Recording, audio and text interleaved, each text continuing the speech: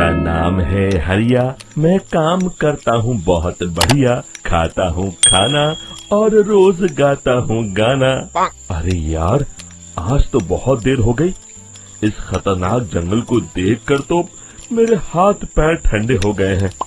अगर मैं वक्त पर गांव नहीं पहुंचा तो मालिक बहुत नाराज हो जाएंगे।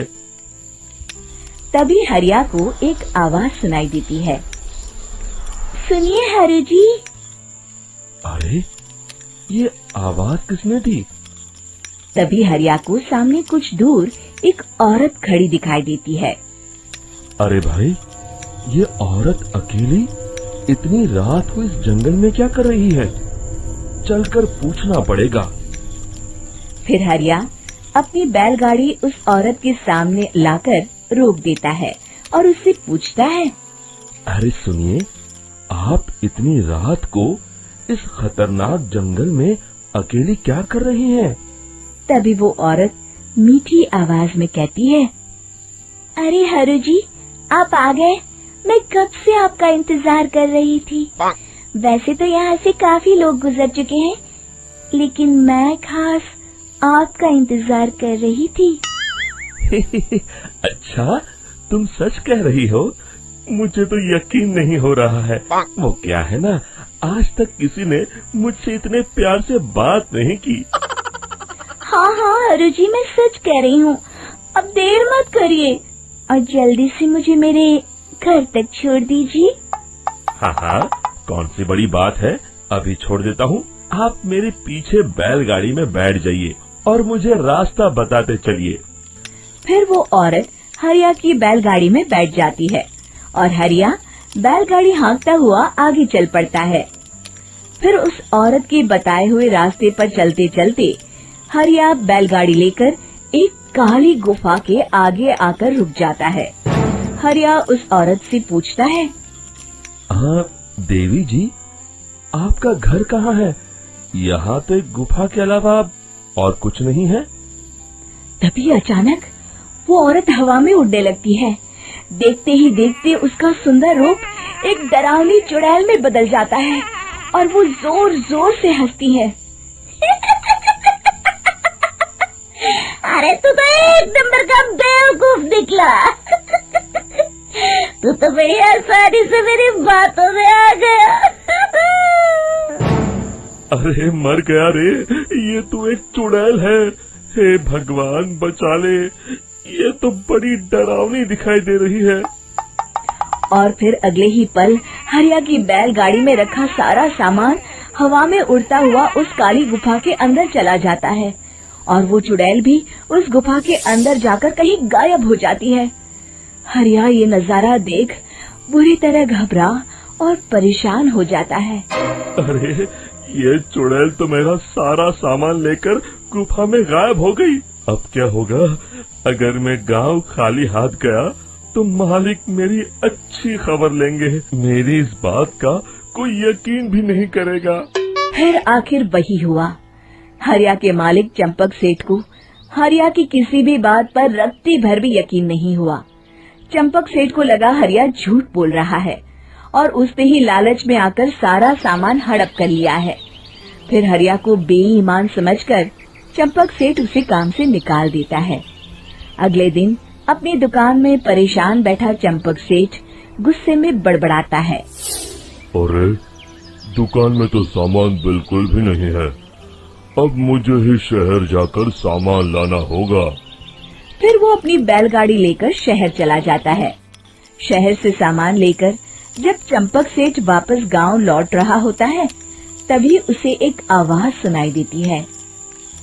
चंपक जी, ओ चंपक जी।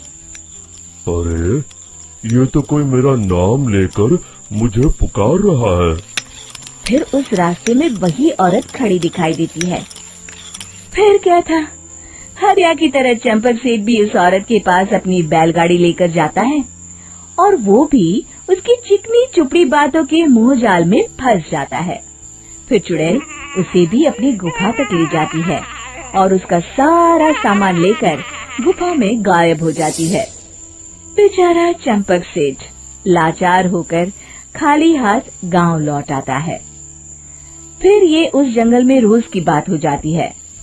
जो कोई भी शहर से कुछ लेकर गांव की तरफ लौटता, वो चुड़ैल उसे बेवकूफ बनाकर उसका सारा सामान लेकर गुफा में गायब हो जाती। एक दिन हरिया एक लकड़हारे को उसी जंगल की तरफ जाते हुए देखता है। फिर हरिया उसे रोकते हुए कहता है, अरे भाई, क्यों अपनी मौत को दावत दे रहे हो? मेरी बात मानो, आगे जंगल में मत जाओ, वहाँ एक बड़ी भयानक चुड़ैल रहती है। लकड़हारा हरिया की बातों को नजरअंदाज करते हुए कहता है, अरे भाई, मुझे पहले ही बहुत देर हो चुकी है, मुझे जाने दो भाई। शाम तक लकड़ियाँ काट कर शहर के बाजार में बेचना है।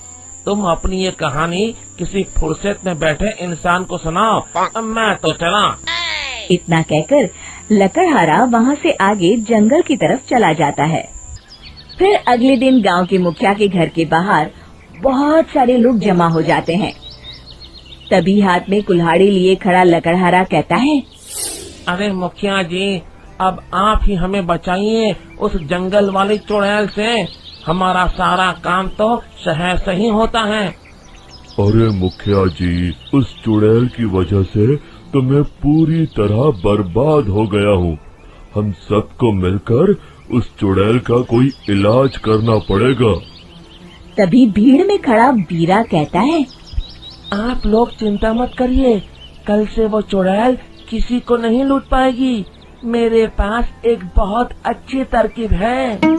तभी चंपक सेठ उसका मजाक उड़ाते हुए कहता है, अरे तेरा नाम बीरा है तो क्या हुआ? तूने अभी उस चुड़ैल को देखा नहीं है? जाकर अपना काम कर, बड़ा आया। तब मुखिया जी कहते हैं, नहीं नहीं चंपक सेठ, मुझे लगता है हमें इस लड़के को एक मौका देना चाहिए। फिर सभी गांव वाले मुखिया जी की बातों से सहमत हो जाते हैं और वीरा शाम को एक बैलगाड़ी में कुछ सामान लादकर उस जंगल की ओर चल देता है। वीरा, ओ वीरा, कहाँ जा रहा है? तभी वीरा मुड़ के देखता है, वही चुड़ैल एक औरत के रूप में खड़ी है। अरे बहन जी, मैं आपको ही ढूंढ रहा था। देखिए, मैं आपके लिए क्या लाया हूँ। अरे वाह, तो खुद मेरे लिए इतना सामान लाया है। तू ही अकेला गांव में समझदार है। जरा देखो, मैं भी खोल के, बड़े भूख लगी है। जैसे ही चुड़ैल उस सामान पर से कपड़ा हटाती है, एक भगवान शिव की तेज रोशनी उसके अंदर मूर्ति से निकलती है और चुड़ैल अपने असली रूप में आकर जलने लगती है। अरे मैं जल रही हूँ, बचाओ! बचाओ! ओम नमः शिवाय, मर गई मैं! देखते ही देखते वो चुड़ैल राख के साथ उड़ जाती है और सभी गांव वाले भी वहां जाते हैं। शिक्षा बुराई पे सदा अच्छाई की ही जीत होती है।